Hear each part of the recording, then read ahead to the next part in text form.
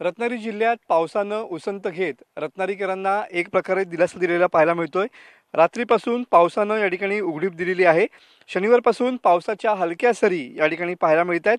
शास्त्री, वाशिष्ठी, सोनवी, कोदवली, मुचकुंदी, बावनदी सध्या या सर्व नद्या इशारा पातळीच्या खाली आहेत। 31 जुलैपर्यंत रत्नागिरी जिल्ह्यामध्ये मुसळधार पाऊस पडेल असा इशारा हवामान खात्याने दिलेला पाहायला मिळतोय। गेल्या 24 तासात अवघा 24 मिलीमीटर इतक्या पावसाची नोंद झालेली आहे। तर आतापर्यंत 2846 मिलीमीटर इतका विक्रमी पाऊस या ठिकाणी पडलेला पाहायला मिळतोय। तर एकूण पावसाच्या 84% पाऊस हा रत्नागिरी जिल्ह्यामध्ये पूर्ण झालेला पाहायला मिळतोय।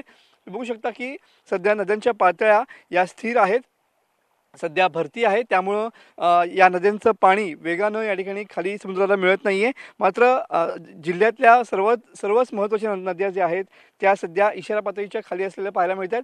मात्र 31 ऑगस्टपर्यंत रत्नागिरी जिल्ह्यात मुसळधार पाऊस पडेल असा अंदाज हवामान केंद्राने व्यक्त केलेला पाहायला मिळतोय। त्यामुळे अजूनही मुसळधार पावसाचा इशारा रत्नागिरी जिल्ह्यासाठी या ठिकाणी कायम असलेला पाहायला मिळतोय। कॅमेरामन समित गजनेसह मी मनोज लेले, TV9 मराठी, रत्नागिरी।